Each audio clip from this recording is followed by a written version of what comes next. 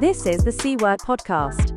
Everything talked about in this podcast is for educational and entertainment purposes only, and is not financial advice. You should always seek professional financial advice. Now, onto the podcast. Episode 3. Episode 3. You know, this is officially a thing. We said that last time, but you know, this is. It gets more official every time. It gets more official every time. It feels more real every time we do it. Yeah, I feel like we know what we're doing. I know. Well, we say that, but this is the first time we're doing video. Yeah. And this is the last time we're here at Pirate. Yeah, I mean, Pirate's been great, but it's just really far away from where we both live. Yeah. And also because we do this on the weekend. Yeah. As soon as there's as soon as there's some tiny, teeny weeny little bit of like transport problem, people in London will know this. The whole network is done. Yeah. And your journey goes from 25 minutes to 3 hours. Uh-huh. And it's rough. And basically that's what's happened today. I didn't even check the trains until I was setting off. Yeah, same, because you assume that it's London, great old London, everything's going to be fine, and it's just not. Yeah. It's just not. Most of the time, it's not. If I wanted to get 4 trains and a bus, I would just move to Manchester. I saw a really interesting video about crypto, and it was a shirtless guy. Classic. With really big hair, and he was going wild. Sounds like a turbo nerd. He was like, yeah, fucking Trump's in. This is it. Trump. And then it cut to 3 months later, and it's the same guy in a room being like, I've never lost my money in my whole life. I haven't made any money this month. I made no money off investments. I'm losing money on crypto. And it was like, I mean, to be fair, I think I can't help but think that most people went through that, right?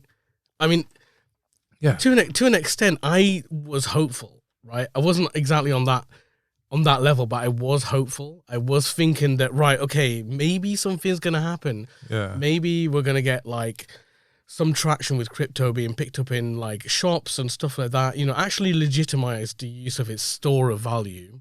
Yeah, that's it. I think we approach it from a very different way, is what I've realized. Like, a lot of people see crypto as an investment vehicle.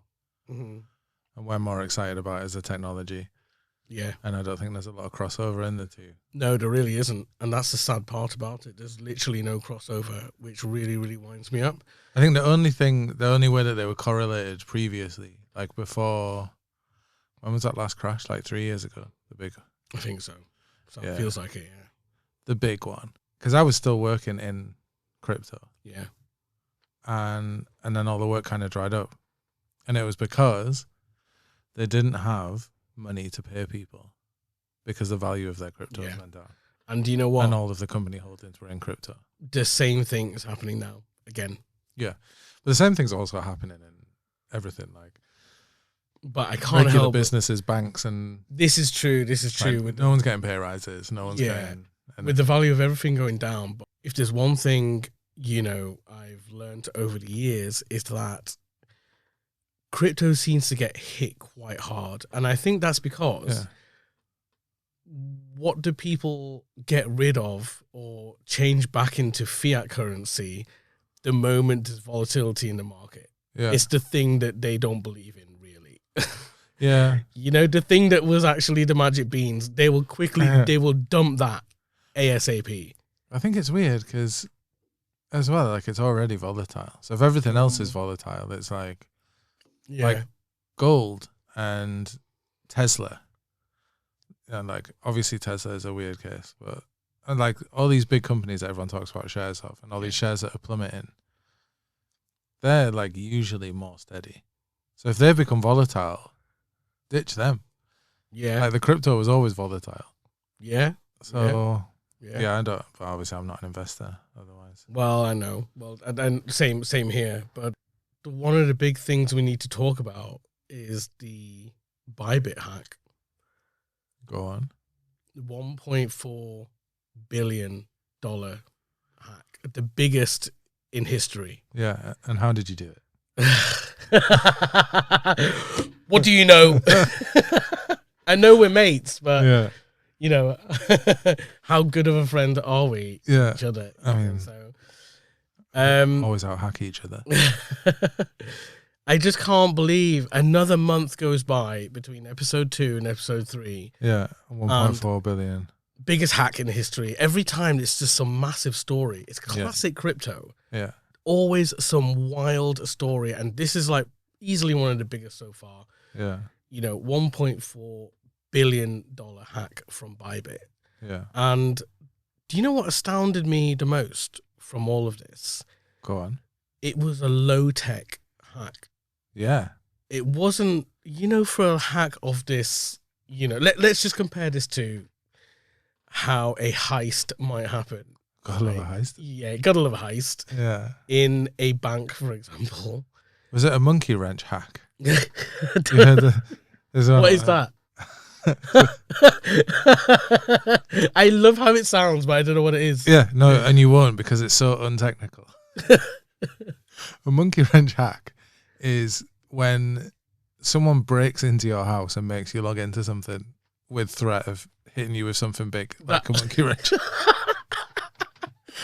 It's like someone just comes in and they're like, open your wallet right now and transfer me all your Bitcoin or I'll shoot you. But that, I mean, that totally makes sense.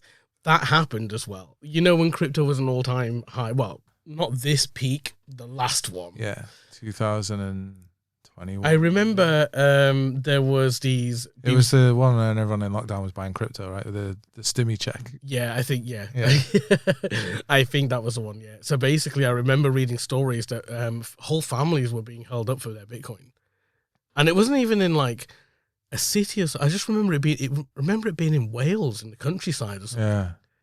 Do you know what I mean? It was mad. Yeah. Like, you know, it happens everywhere. But yeah, so that's a monkey wrench hack. Oh, yeah. I really liked it because I was thinking about it after what you were saying about having your 12 words in a set. Yeah. And it was like, yeah, you could just say you don't know and you'd have to go to the bank and get it. It's but wild. yeah, most people don't do that. Yeah. So the ByBit hack, it was a real... I don't know. I'm just really surprised by it because it was how low tech. It was so low tech. Right, we'll go into detail, but like the long story short of this is some developer installed malware on their machine, which allowed a hacking group to take over the machine and write over the code of some website that was used to transfer routinely a lot of money.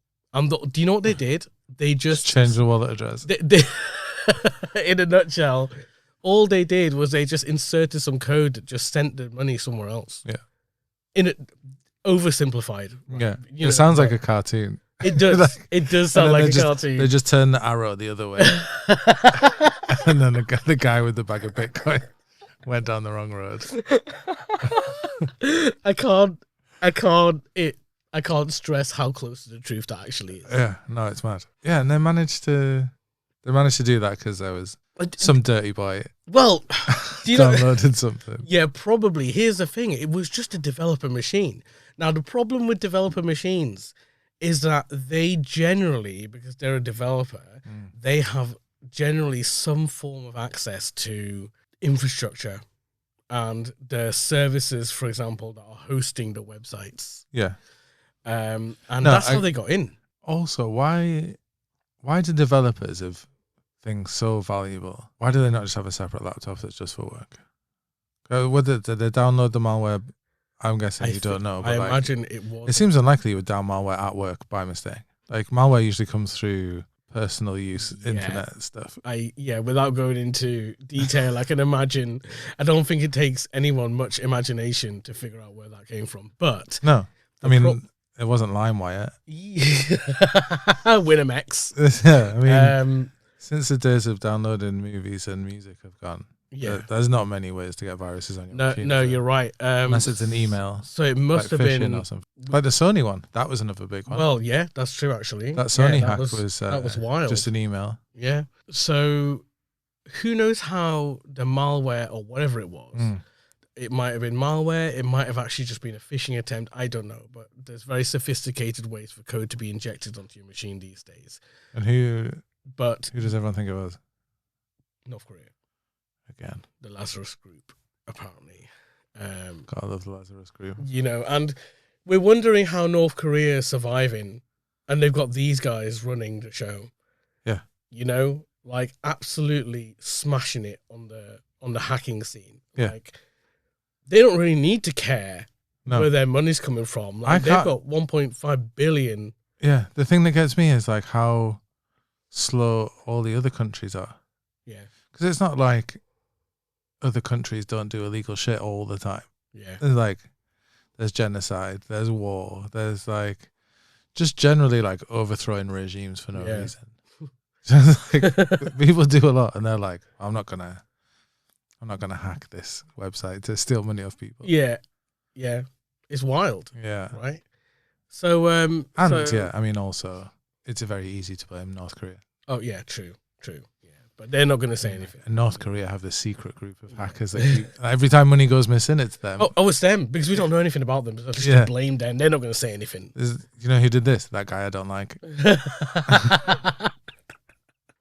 Okay, sure.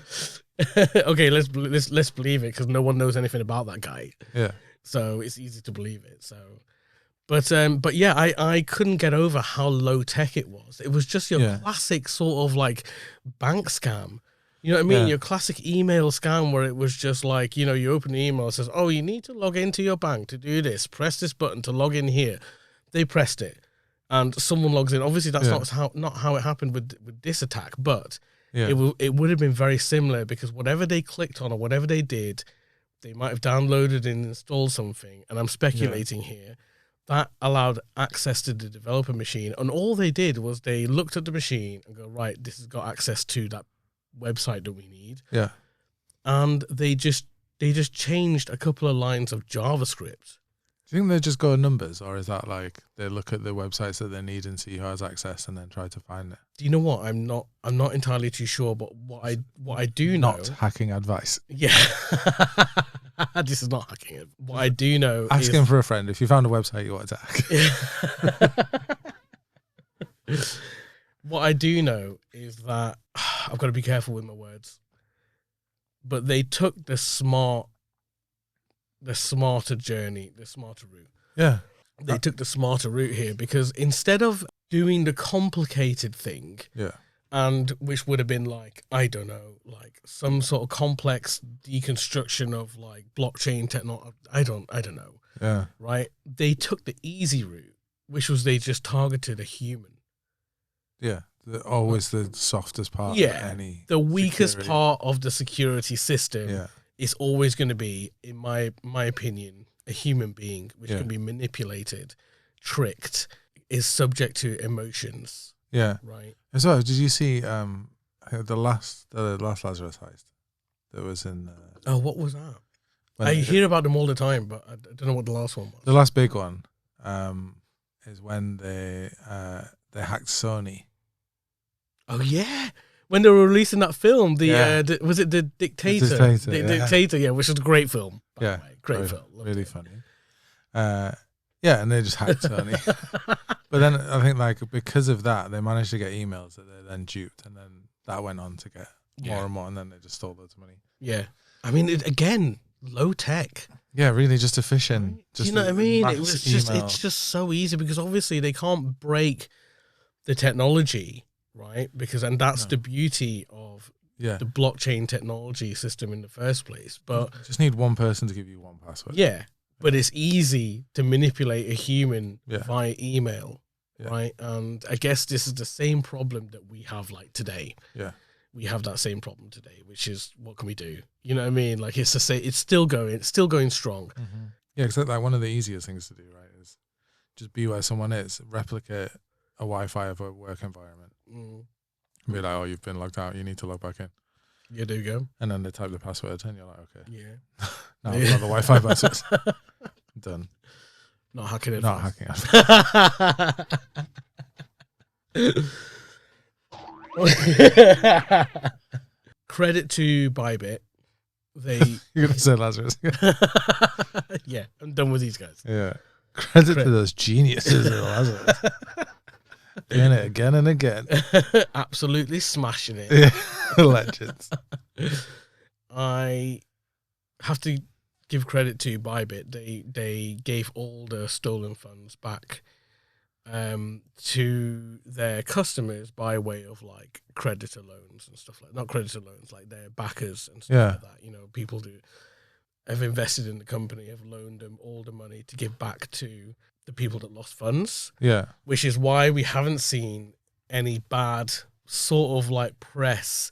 Yeah, it'd be all in the news say, otherwise. Yeah, you know, because everyone was giving their money back, which is, and they took on the loss. Yeah. Which is really good of them, because a lot of companies did not do that, or were not in a position to do that. No. And have lost their life savings, have lost their kids' college funds and stuff like that, which is grim. That is what we talked about last time, though, isn't it? In like, there's one of the reasons that people wouldn't move fully to crypto is that banks give you like that 80 grand or whatever. If you lose all your money, they give you 80 grand back. And this is why, this is the thing that we all need to be aware of. And this is why crypto has never really been totally, truly adopted, is because we have this problem where if you lose your crypto, ain't no one giving it you back. Right? Yeah. If it's been hacked or if it's been stolen from a phishing scam, like, you know, the governments are not going to give you that back because it's not accounted for anywhere. It doesn't exist. It's not a real form of value. Well, on a company scale like that, they would just be insured, right? You would hope so. So they get hacked and then their insurance just pay out and they get the money back. If this was 1.5 billion hack of a bank, can you imagine the carnage? Yeah, it'd be wild. It would be wild, right? It would be absolutely wild, and there would be riots in the street and shit, and people queuing up at cash machines. Yeah, and they wouldn't give people their money back. But they wouldn't give you money back because, and what is crazy is like, a bank doesn't have to give you the money back as well. They also don't have to give you. You can go to a bank teller and say, I want to take out my money, and they can just say no. Yeah, that's so crazy. Do you know what I mean? Like, they have that power to say no. Yeah, or if you want to put money in. Yeah. If you turn up with like 10 grand in cash, they'll be like, no, we don't have to accept that. Which is wild when you think about it. Yeah, it makes it all kind of pointless. Low tech heists. Tax, yeah. I still can't get over it now. Do you know what I mean? How low tech it was. Like, they just went into a developer's machine, changed the code on a website, and then just allowed it to happen. And then they just changed it back as soon as it was done. And what was crazy, putting it back's wild. Like tidying up. Do you know what I mean? Like, you know, in order to sort of complete the illusion, you know, they put the transaction back as if it was like, they saved the original one, did the hack, put the real transaction back, you know, to make it look like it was all okay, which is wild. How quickly did it take? Because I remember as well that Sony one, it was like, I think it happened on like the 4th of July. It was something really American where they were like, classic. These Americans will be busy watching the Super Bowl. With this, it was a bit different because they would have had to have planted the malware and then just waited. They would have just been waiting, because what ByBit do, I'm not entirely too sure if this is exactly how they would work, but what they do is every now and then they rotate the funds, so they move all their sort of like money to another wallet, and then periodically to another wallet, and they just keep sort of rotating where the money is living, because it's such a high value. It makes sense to move it around. This is sort of like the equivalent of when a bank has a high value thing, and instead of keeping it one place, it's safer to move it around. So that's what they're doing. They're moving it around. So what they did was they waited for the point where all these funds were about to be moved around. Yeah. And the way ByBit works is it's a multi-signature wallet. So it needs more than one signature, more than one person. In this case, 3. And they hacked the website that would execute the transaction after all 3 have signed. Right. So once all 3 signed, they were just sat waiting for it. And they used a developer machine to change the code on the website that would finally authorize the transaction. And then they went, once it was done, it was done. They authorized the money, instead of to be moved to another wallet, they actually authorized the control to be given to someone else. As soon as that happened, the money was gone. They saw it, vanished. So in terms of explaining that, because when you sign something with your wallet, you're giving something permission to do something. Yeah.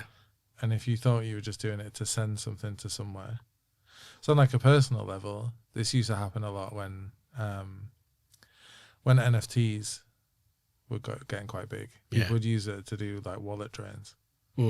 So you would get sent an NFT and it would look like it was worth quite a lot, and then you would sell it because you'd got it for free.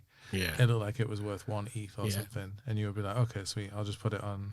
And why wouldn't you? Why wouldn't you, right? For someone who doesn't know any better, like, why wouldn't you? And then when it goes up for sale, you have to, if it's been bought, you have to say, yeah, I sign to send this NFT to this person. Yeah. But then in that NFT, it had a secret transaction like this where it would give power over the wallet, and then they would just drain your wallet. Yeah. Wild. So it seems like it's exactly the same as that, just on a massive level. Yeah. I'm trying to explain it for people that don't understand how. No, but you're exactly right though. Because you just take a box being like, yeah, I'm fine with, and often, I mean, like if you're doing it on a hardware wallet, it'll come up with like, do you sign this? And then it'll just be lots of letters and numbers. Yeah. In like a massive string, and you're like, yeah, fine, looks like a transaction. Yeah. But you don't know exactly what type of transaction it is. You just hope it's the one that you've just said that you want to happen. Yeah. Whereas if something came up and it wasn't what you wanted to happen, you wouldn't really know. Well, this was the problem with the ByBit hack. I can guarantee it. What would have been really wild is just the fact that for the 3 people that were signing, it was just routine. It was just a routine thing that they do. I don't know how often. Every couple of weeks, every week, every day. I don't know. Because you had nothing to do with that. Yeah, it was just a routine thing. They were doing their job. They were moving their funds around, and every other time it wasn't an issue, but this time, it just happened to be that hack was in place in order to allow it to go somewhere else. So when they're signed to move some of the funds to another wallet. But actually, it gave control of the entire website. Yeah, it actually, so it gave control of the whatever smart contract or whatever was in its place, or Is it weird that there was one smart contract running all of? Well, this is that big. If you look online, there's a lot of criticism about the size of the attack. Surface area. Do you know what I mean? Yeah. So, because I would say like a smart contract should only really hold. Yeah, a couple of million. They could have got away with doing a much more secure solution for much less work. Yeah. The attack surface of this was quite large because it involved website interfaces, all sorts of things that ultimately ended up in the attack being quite easy to pull off. In terms of like low tech and stuff, they didn't really have to try that hard. Yeah. They just lay in wait, change the code. When it happened, and the moment it happened, they were obviously watching, sprung into action, moved all the money out, and that was it. It was gone. And because of blockchain security and the way it is, they can't get it back. It's gone. Yeah. And what was fascinating is there are tools and stuff online where you can visually watch your money disappear. Your money flowing, right? And you saw the money flowing from the ByBit wallet. It was fascinating to see. It was just like, it was like a flower, like, like a tree growing. Yeah, tree growing, you know what I mean? And you can see the money being separated everywhere, all the branches, having lots of different more branches. What we're seeing now is a lot of this money is starting to get cashed out. Right. Yeah, it's starting to land in off-ramp providers, and they're choosing off-ramp providers that don't really do KYC. Shock. Right, obviously. Yeah. And that is ending up in people's bank accounts, and obviously this is heading back slowly but surely to whoever, wants this in the first place. Yeah. So, and even to be honest, wouldn't surprise me if they're using, off-ramps. For those who don't know what off-ramps are, off-ramp is basically a place where you convert your cryptocurrency to fiat, to pound coins, to US dollars. You are off-ramping your cryptocurrency to fiat world, and an on-ramp, inversely, is the opposite way around, where you take your real money, and convert it into cryptocurrency, and you're on-ramping. So yeah, and I can imagine that they are using even off-ramps with KYCs as well, because they can just fake it, right? Yeah. They can just fake it, they can put fake details in. They're fully prepared for this. So or even real details of people that aren't involved. Yeah, that's true. Yeah. Because, I mean, a lot like, it's called cuckooing, isn't it? With Is that what it's called? Well, like in the physical sense. So there's, when gangs are, they have like a crack house, or a trap house, some kind of, or like a growing house. And they take over the house. Yeah, and it's just someone that needs money. Yeah. Or owes them money. And then they're like, we'll just use your house for illegal stuff. It's crazy it's called cuckooing. Yeah. Why do they call it cuckooing? Do you know? Cuckoos don't build their own nest. They go in and take over someone Oh, really? That's rough. Yeah. I did not know. That's grim. Yeah, the Mandem are interested in ornithology. I don't know who turned it. It's just wow. That's wild. Yeah. Okay, yeah. Well, that makes total sense. 1.5 billion. Like, it's a lot. It's like 3 Bitcoin. Yeah, yeah. Fast forward a couple of years, that's what everyone's hoping. And do you know what?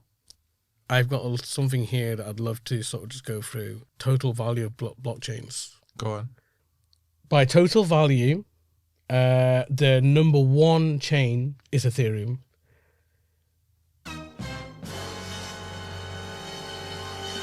Who knew? I love Ethereum. To be fair, I think a lot of people would have thought that was going to be Bitcoin. Right. Just people who don't know. Because people talk about it a lot. Yeah. I bet you a lot of people would have thought that was Bitcoin. Yeah. It was not. But interesting thing about Ethereum is things are built on it. So there's a lot of... Have we ever talked about layer 1 and layer 2 blockchain? No, we haven't. A layer 1 blockchain works like Bitcoin and Ethereum are layer 1. And then things can be built on top of those. Not on Bitcoin because it's old. Yeah, it's just it's literal blocks. But Ethereum is smart, and it was built to have things built on top of it. So you can make apps that operate on Ethereum.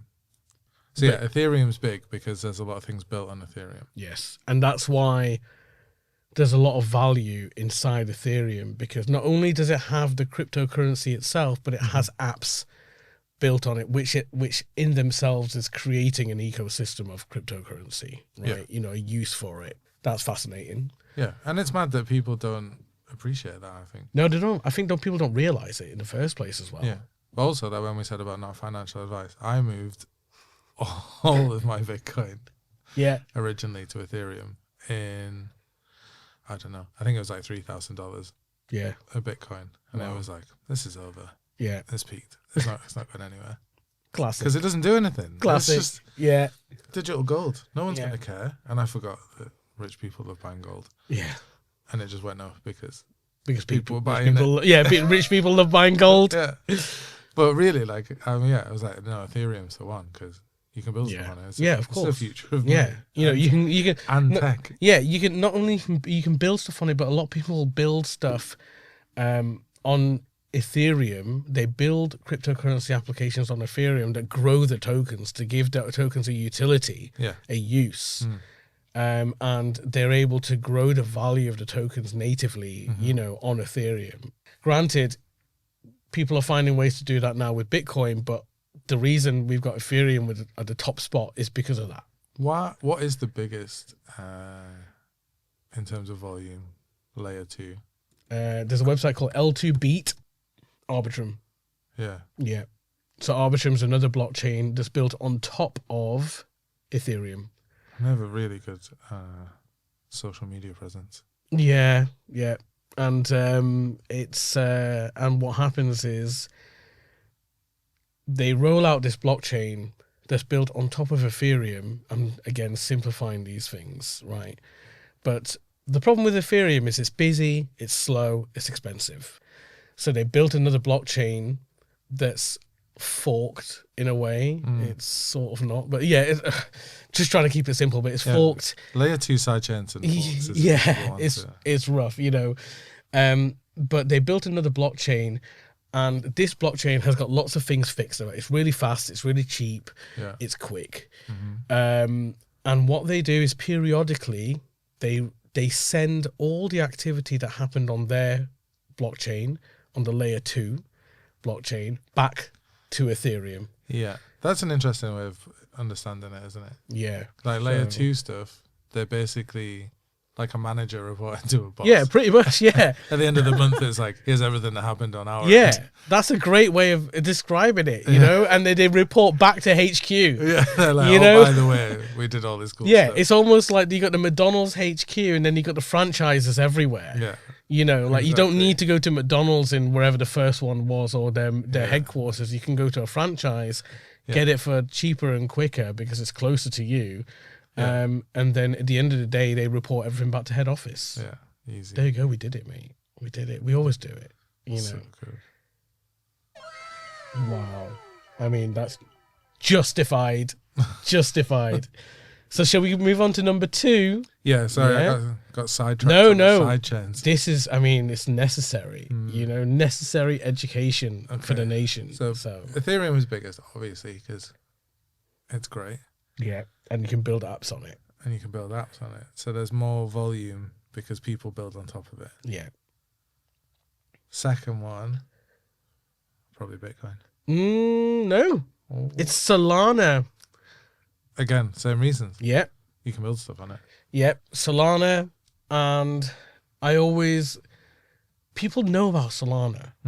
More people than I realize know about Solana. It always surprises me every single time. I'm just Big like, news, yeah. you know, there's That's a, nice wallets as well, like Phantom and stuff. You know, and I think they have to, because if you're going to build a blockchain and you're going to compete, you've got to give people great tools and great experiences, and they understood that. Yeah. So they were quite late as well. They I guess were. They had that sort of that advantage. Yeah, Sol's great. so people love Solana, and that's what I noticed. Financial advice. Not financial advice, but people have a lot of love for Solana, and it's always surprising. You know, whenever I speak to people in like just random people, for example, like there's a guy that comes to valet our car, Yes. and he doesn't know Ethereum, he knows of Bitcoin, but he loves Solana. Like, there's just a lot of love for Solana. Wow. I've got a Solana wallet. I've got some Sol. I think Sol has a lot more marketing power. One interesting thing.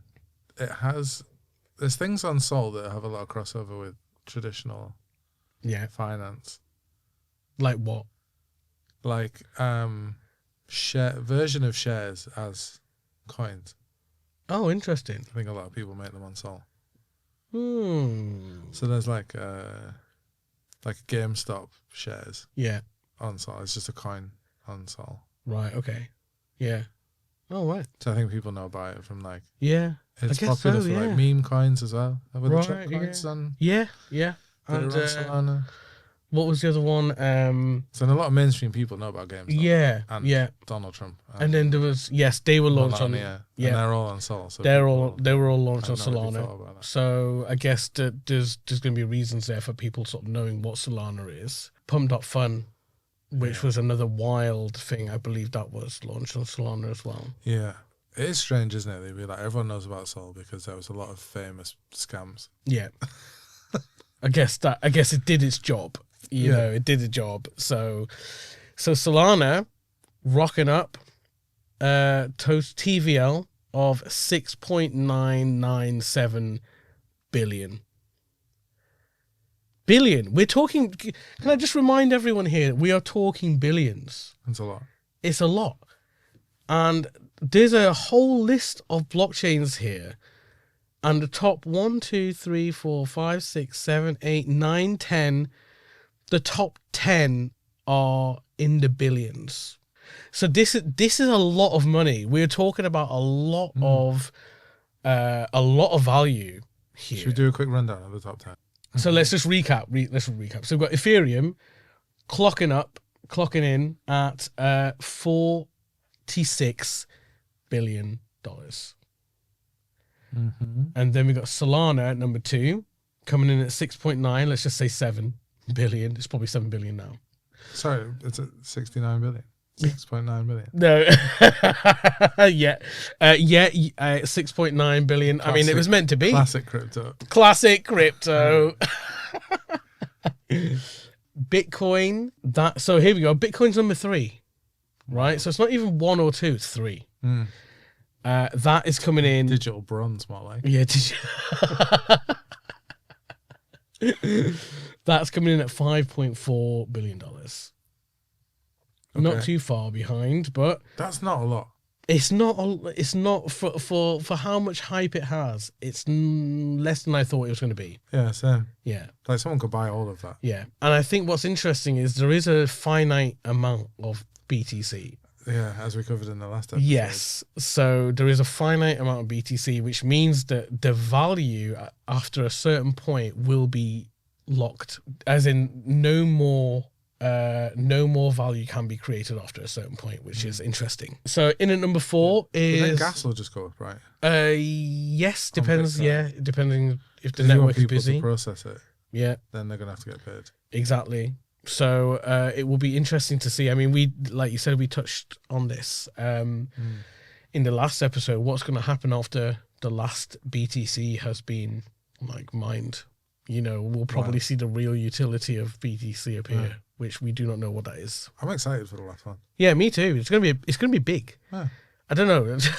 I've just got this vision of like people in fucking pubs and stuff, like all waiting, you know, like for the last BTC to be mined. There's a big countdown, and we're all waiting. Yeah, we're all waiting to find out who's got the last BTC, and there's gonna be some big. I don't know. We should do it live. Yeah, we should do it live. We will do it live. Yeah. We will. It's going to be wild. It's going to be an all-nighter. In at number 4, Binance Smart Chain. A lot of people know Binance. Yeah. It's the exchange, and a lot of people would have accounts with Binance and use it. Probably was their first exchange. Yeah. Yeah. I think for me as well. Yeah. So that's coming in at $5.2 billion. That's interesting because it's... it has utility built in as like being a platform, trading platform. Exactly. You know, they as business models go, they did it right, I guess. Yeah. And it shows because they've got their own chain, they've got their own stablecoin. They've, you know, their total TVL for their blockchain is at $5.2 billion. So they obviously did something right. That's Binance. You know, in at number 5 is Tron. Tron, $4.5 billion for Tron blockchain. I'm going to be honest, I know nothing about Tron. I'll be honest. I heard about it a while ago. I did not think it was still going. Yeah. I mean, I'm looking at the rest of the chains. Some of them I haven't even heard of. I mean, I don't know how other people are going to be seeing this, but like, they probably haven't heard of most of these. What's the last 24 hours on Tron? $75 million. Wow. Right, I know. It's active, right? It's active. Yeah, we don't know anything. No, I don't know anything about Tron. I just remember hearing about it, but I never interacted with it. I did nothing with it. No. Right, so it's a fun name for a crypto. Yeah, it is. Yeah, it's very nerdy and technical. You know, Tron. If you're going to name a blockchain, Tron. Why not? Yeah. In at number 6, Bearer Chain. Bearer Chain. BERA chain. Bearer Chain. Bearer. And that has a TVL of 2.88 billion. Okay. And in the past 24 hours, it's got a trading volume of $26 million. I don't even know what... It's like a third of Tron. What? That's the best we can give you right now, because that's all we know. I can't believe I'm using my phone to film this. I know, mate. I would be violently Googling what this is right now. I'm not going to lie, but you look great. Number 7. Yes. Base. Base. BASE. Base. And that is 2.8 billion total value locked. And it's important to note that Base is Coinbase's blockchain.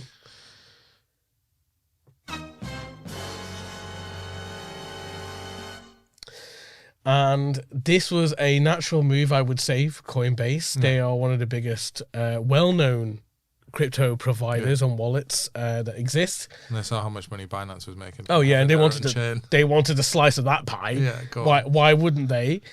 So they created their own blockchain called just Base. So with Binance and Coinbase, you give them fiat. They put it into their own chain to make their stable coin. Yes. And then they use that to buy the crypto that you want if you ever take out of your wallet. I would hope not. Because that just seems a bit... I would hope not, but I'm... Yeah, we don't really know. I don't know. Maybe, probably. I think that's how they would do it, right? How is there so much money on? Like, no one's using Base or Binance blockchains to do anything apart from that. It's a really good question, but the reality is when it comes to crypto, decentralization and how they're buying and selling, it's so wild that we don't really know. We don't really know what they're doing behind the scenes. But how, as a developer, how would a blockchain get that much action if they weren't doing that? Because no one's using Base or Binance blockchains for anything else, right? It's just them. Well, do other people use it? No one builds on it. I mean, no one sends transactions on it. Well, here's the thing.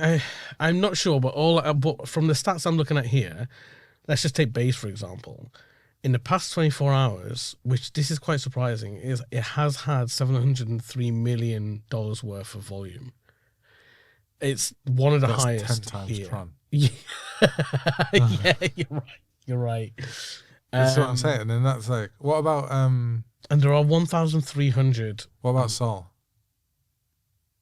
So Sol, in the past 24 hours, has had $1.6 billion worth of volume. But there's a lot of stuff built on that. Yes, that's true. And with Sol's got 3,800 tokens on that chain. Yeah. Base has 1,300. So it's a lot. There's a lot going on there, I guess, that we don't know. And just for comparison, Ethereum has 5,200 tokens or coins, as some people might say. Number 8, Arbitrum.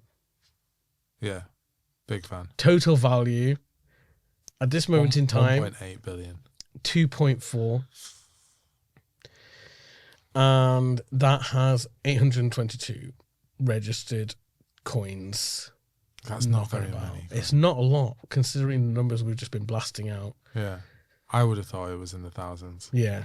No, it's not. Which is interesting. Arbitrum is one of the biggest L2s. It is the biggest L2. Yeah. Sorry. I guess as well, like you don't need as many coins if you're a layer 2 chain. No. You don't, it depends what you're doing there as well. Yeah. I mean, you don't even need many coins. You could have one coin. Yeah, totally. And just do derivatives of it. Yeah. It's just a number. Number 9, and I've recently just discovered this, Sui. Sui. Yeah. S-U-I, Sui. Is that how you pronounce it? Sui? Sui. Yeah, Sui? I remember there's a pronunciation on their website. Hold on. Sui. Yeah.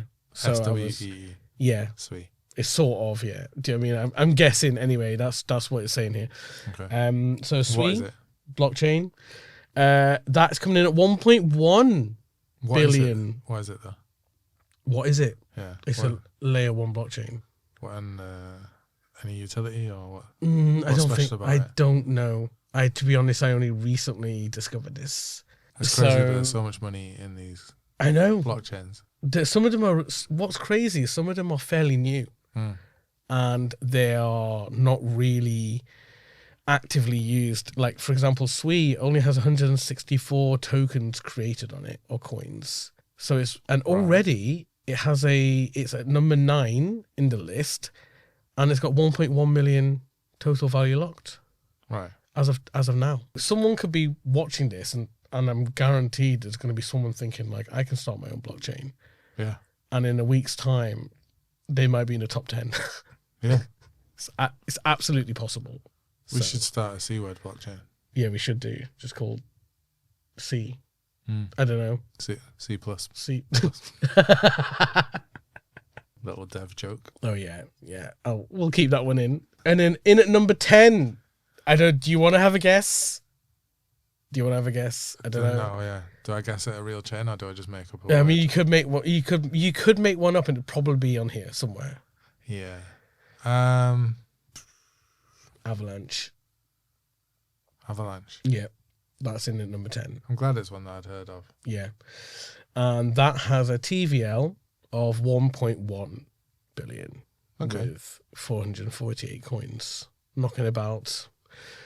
And Avalanche has been around for a while. Long time. Yeah, but I mean, I'm not entirely too sure about this, but I know that some developers have issues with building on Avalanche purely because when you calculate the address of a wallet a certain way, you're supposed to get the same address on every chain. Yeah. Providing it's all based on the Ethereum technology stack. Yeah. Avalanche, for some reason, you get a different address. I don't know why. I don't know why, but you get a different address. And is there a way of translating it to No. what it should be? No. No. It's just wrong. It's just a different address. I'm not too sure why. Wild. Yeah. It's crazy. So if I've just sorted this list now by 24-hour volume. So number 1 is Solana. $1.6 billion worth of movement. I think, because it's so popular with like pump and dump scams. Yeah, totally. And that's driving this stat massively, right? So you've got that. Because it's movement as well. Isn't it? It's not just growth. It's not just growth. It's the volume. So just like transactions, you know, I guess.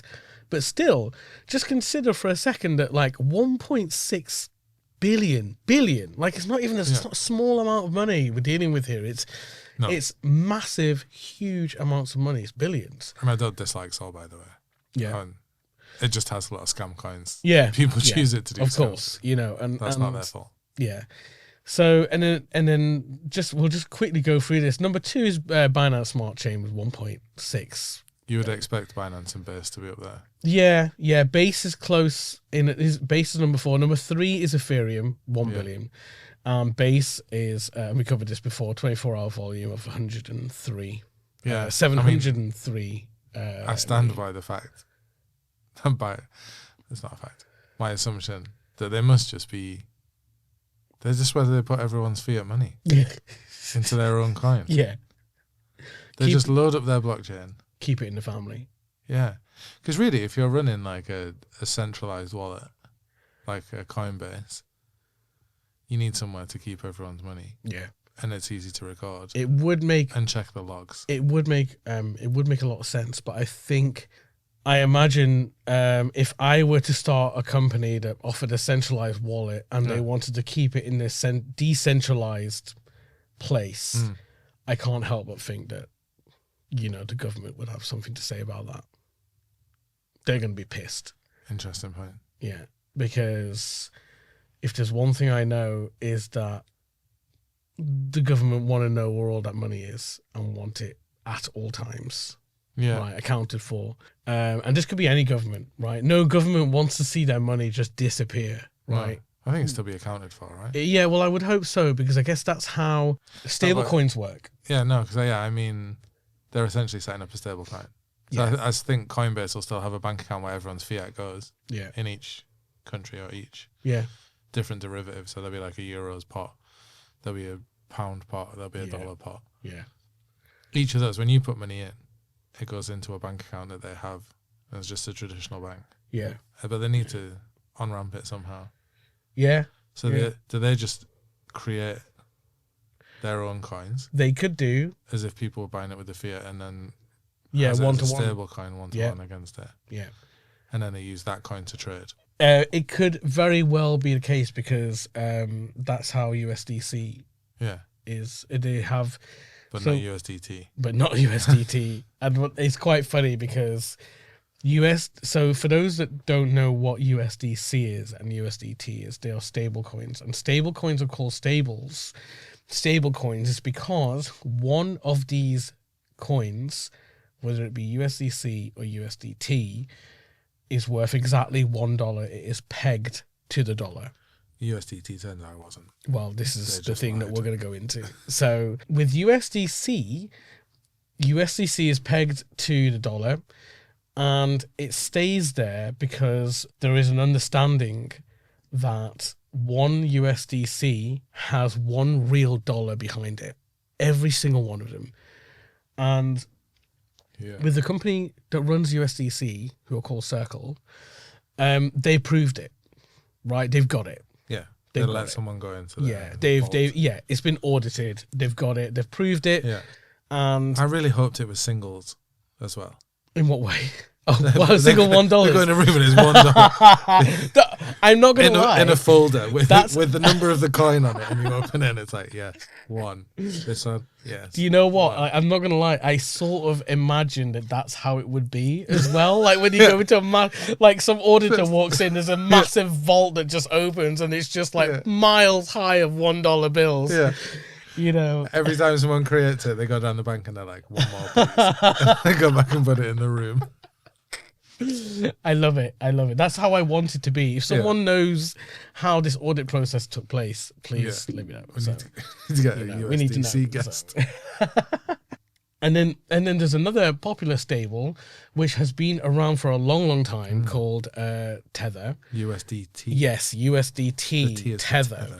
And Tether, I think Tether's a better name than it is totally, Height as yeah, well. yeah, totally. And that was that came before USDC, and USDT again is pegged to $1 per coin, which is great for stability, obviously, and it's Yeah. predictable and it doesn't change. I never But- really saw the point in them. Yeah, Just but get $1. yeah, yeah, good point. But there's a real problem with USDT, which is the money is not accounted for. Yes. And I remember the audit. I remember hearing about the audit, and they basically, it was just the biggest load of like bollocks. Do you know what I mean? They How dare you? I mean, totally, right? I mean, that's literally how I felt, and I mean, I shouldn't have been surprised, really, should I? Because you know what I mean? It's the Turns crypto out, space. It's yeah. all sort of just I was more speculation. surprised at USDC and USDT that one of them did have the money. Yeah, yeah. Surprise, right. surprise! We're doing things right. Yeah. Well done, USDC. Yeah, well done. Keep it Yeah. up. Be a beacon of hope for the rest of us.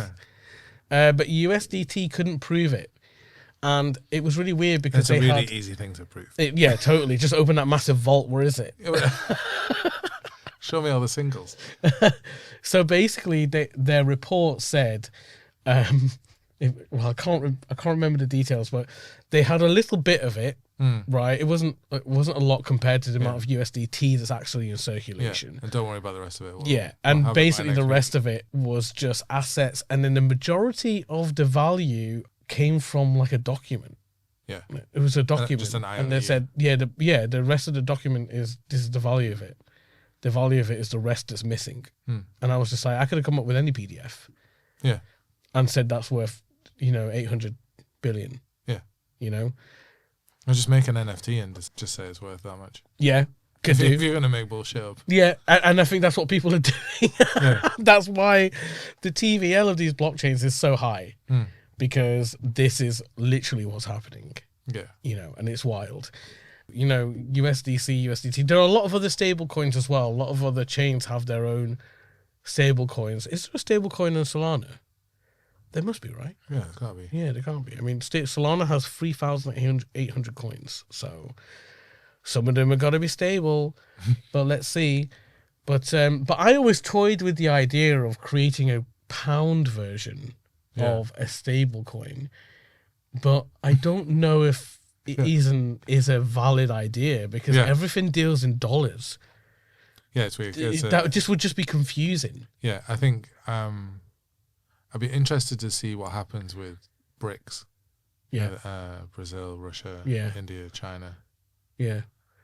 So- Okay, well, BRICS is way more than that. It's Brazil, Russia, India, China, South Africa, Egypt, Ethiopia, Iran, and the UAE. Nice. So, yeah, I mean, they need to change the acronym, I think. Yeah.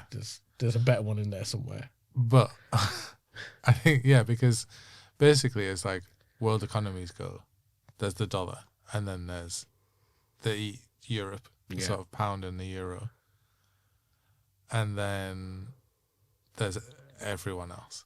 Yeah. Who are now sort of strategically forming into BRICS. Yeah. So I feel like BRICS would have its own stablecoin. Yeah. Yeah. Well, they have the possibility, let's put it that way, but I think they're just rinsing Do you reckon everyone else. Yeah. You reckon you could like rustle up a few developers? Brazil, India, and China and Russia.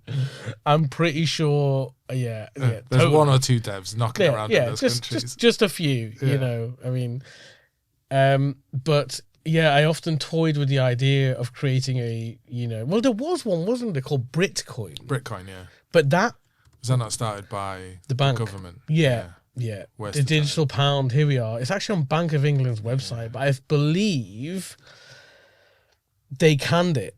Yeah. They just stopped development of it. And that doesn't surprise me at all because no, I mean they would have come up with it's just a stupid name. Yeah, they would have come up with would have come up against legislation and people that are more interested in keeping and it's called pound. The digital pound, which just sounds like exactly, which is just like a representation.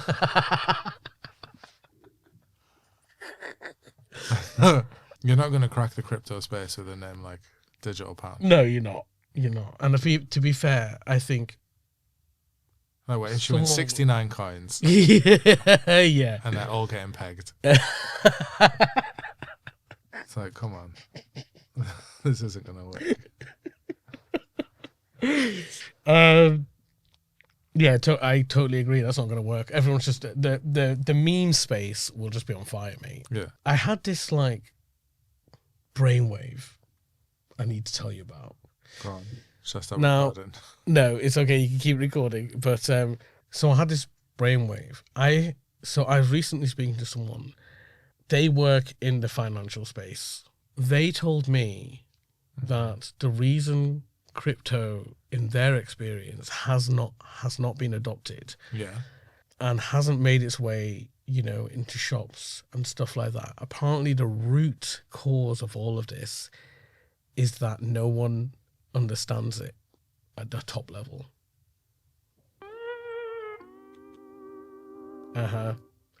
No one understands it at the top level. Therefore, it can't trickle down. The decisions can't trickle down to make it happen because no one understands it in the first place. Yeah.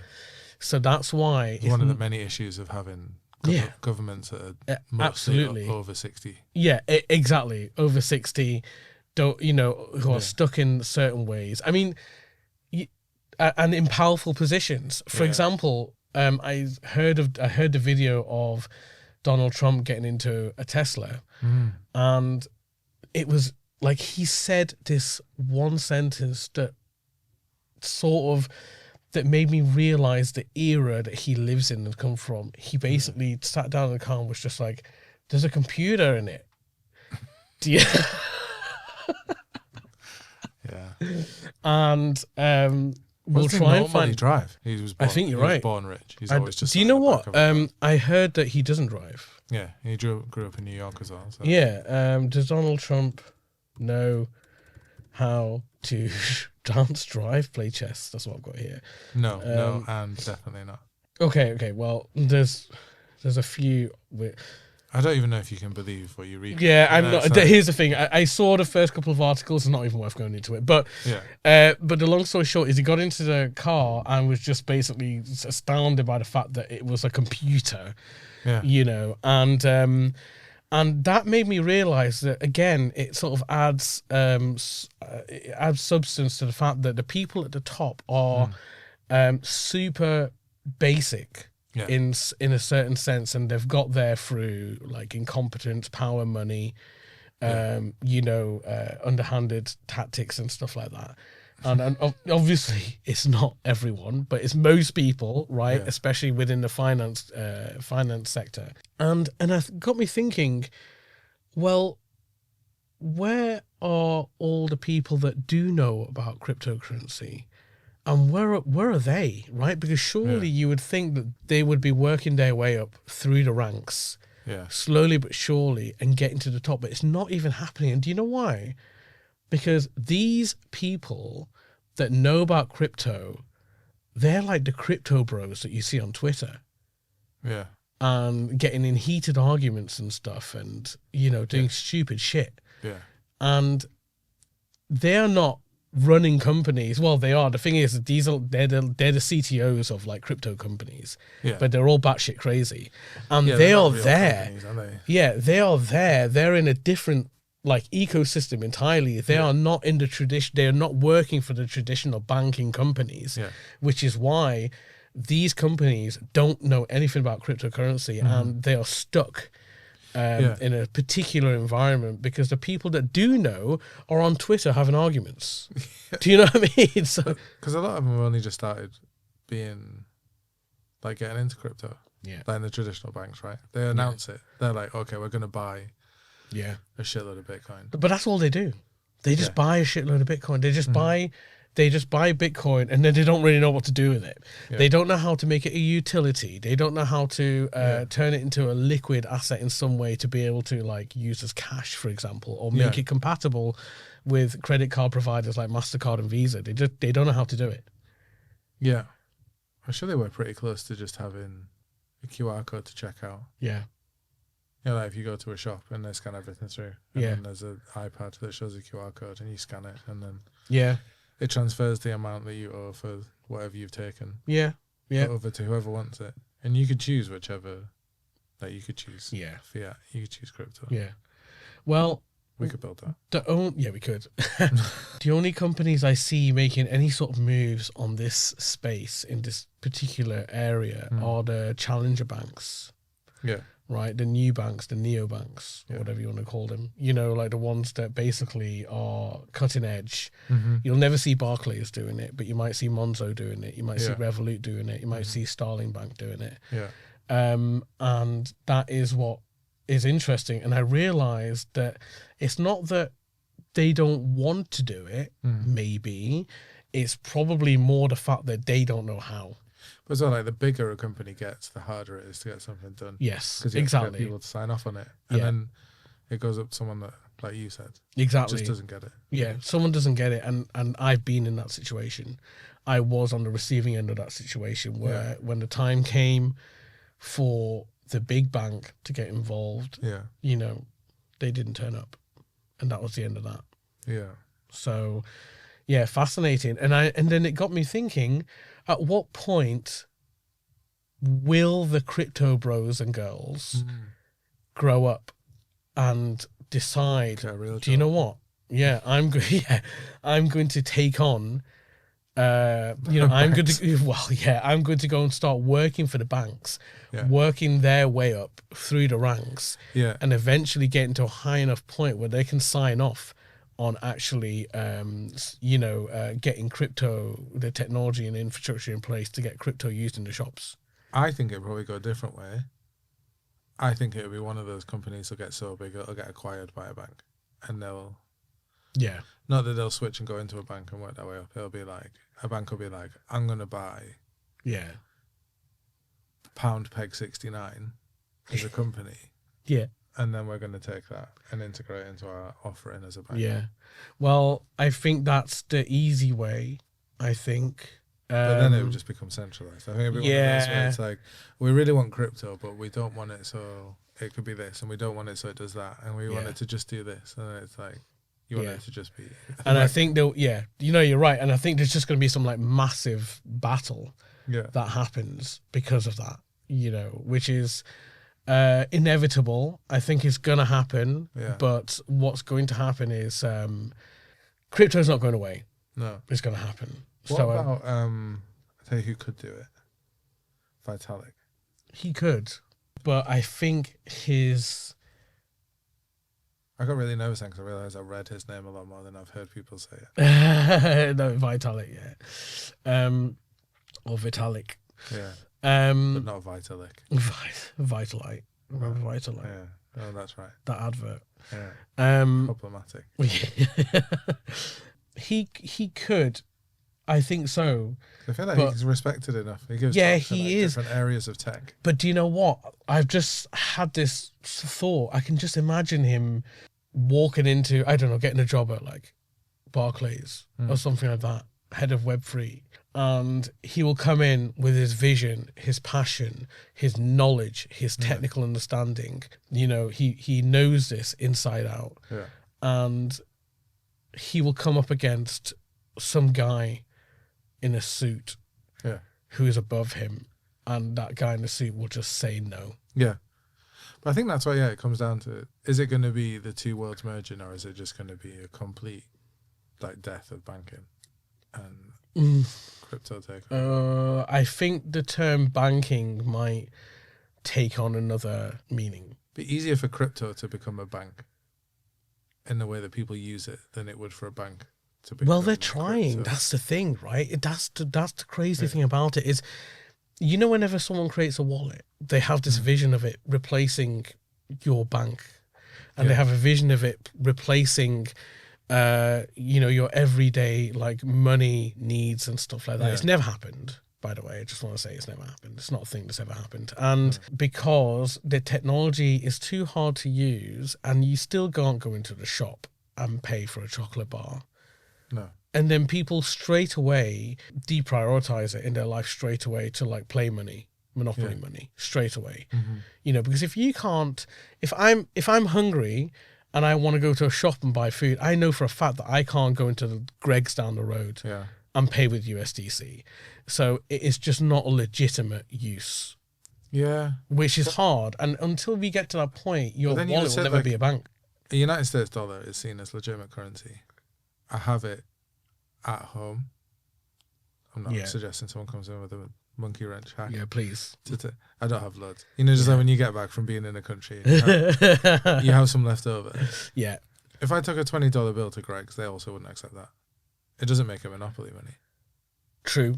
Like I That's- can't, you can say like, oh well, fiat you can buy food with, and it's like you can buy food with a fiat currency. Like I mean, I've seen it in some places where Americans do just turn up with dollars and be like, why can't I use this? Yeah. But that's a very different story. Yeah. Like, if you go to a different country and you've got your own currency in your pocket, it's useless. Yeah. You need an off ramp from British pounds into Vietnamese dong or Yeah. like yen. Do you know? Like, so I don't really see the comparison. It's like they're all just different currencies. If we were to group them together, you know, you've got fiat currencies, currencies that are issued by a central bank, and they're all in one gang. And then you've got all the cryptos all in another gang. And I think the problem is these two gangs don't really get on. The problem is they don't play nicely. Yeah. Whereas, like, let's say you went into Greg's and you had $1. You could very easily walk to a bank and have it changed to your currency, to a currency that is accepted. But like, I But could that also go infrastructure into doesn't- a Greg's and then go on my phone and I could off ramp You could, yeah. some Bitcoin into pounds and then spend that in Greg's. Yeah, Do you know what I mean? yeah, I do know what you mean. I said, like, I see that they're very different, but I think to the average person, it doesn't make a lot of difference. yeah, Like, if you got a load of currency that's not the currency that is taken in the shop, you just have to change it. if it was easier to interchange the tokens and the currencies, Yeah. this wouldn't be a problem, but it's too hard. Yeah. I think that's where the biggest problem is. Unless you all know? currencies were made on the same chip. Yeah.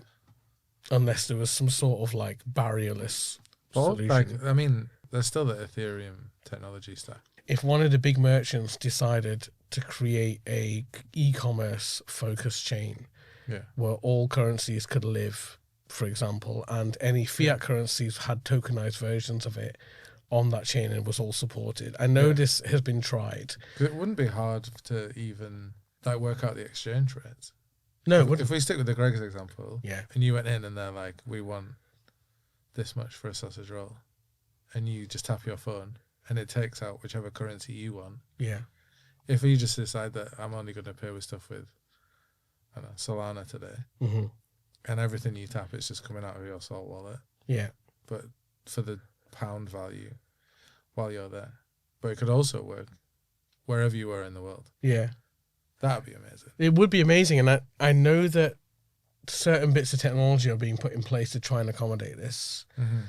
But there's a lot of hurdles, way more hurdles than I ever thought that there would be. Yeah. Right. And that's still what we're fighting with, like, constantly. Mm-hmm. There's a lot of like AI coins that are starting to pop up, but I don't really know how much reach that has. So basically, these are just AI super.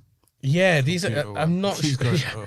I mean, I'm not sure, but basically, there's a lot of AI coins appearing, and I need to do more research on that. And this is probably something we're going to cover on the next one. We're finally going to do it. We're going to merge AI and crypto together, and we're going to see what's going to happen. So really big episode for me. So I think that's what our next episode is going to talk about, and it's going to be wild. Yeah. Because for those that are watching that don't know, Matt is big into AI. Yeah, that's your job. My day job is AI stuff. So we're going to merge the two together, and we always did say it was going to be a podcast about crypto, AI, and future technology. Yeah. So crypto is just more hilarious to talk about sometimes. Yeah, and that's kind of we met in traditional tech, but quite quickly a lot of the stuff that we did was crypto based. Yeah, I know how time flies. Wild. Yeah. And we still have the story of Seacoin. Yeah, the mine, the crypto mine that we ran. What's Seacoin? Where's that on this block? Seacoin, I think it's just dead. I don't think it's on here. Hold on, see it. Nothing. I think it only exists in a subreddit somewhere. It's been relegated to the dark areas of the web. Did we even sell it on our bit before? I don't know. But that's a whole other story. Yeah. We still have that one to go through. We've still got a lot to talk about. Part of that mining thing genuinely felt like working in a mine. Like, going into a room full of servers above a pizza shop. Yeah. In Kingston. Yeah. That was hilarious. But I guess we still have a lot to talk about in terms of like AI, future technology, how cryptocurrency is going to run into it all. And it will do the way things are going, because we know for sure that absolutely there's Donald Trump, for example, has absolutely no interest in cryptocurrency. He doesn't even know what it is. No. So someone is pulling the strings. Had a computer in it. Yeah, exactly. Someone's pulling the strings, right? Yeah. So, let's see how this goes. Tune into next episode. Yeah, don't forget to like and subscribe. Yeah, like and subscribe, please, because we need to know how we're doing. And comment. Yeah, no, I said that as a joke, but I realised I was people to do that. Comment as well, because we would love to know what you're thinking. And if you got any questions around cryptocurrency as well, let us know, because we will try and answer them. And we know everyone's got questions because we get stopped in the street for it. Yeah, what is Tron? Yeah, yeah. Maybe you could tell us, because I'm surprised to see that it has $75 million worth of transactions in the last 24 hours alone. Yeah, I mean, I'm gonna be spending all of my baby's nap times reading about. Yeah. So that's wild. Yeah. But there you go. Can't wait. All right. We'll see you in the next episode. Bye. Bye.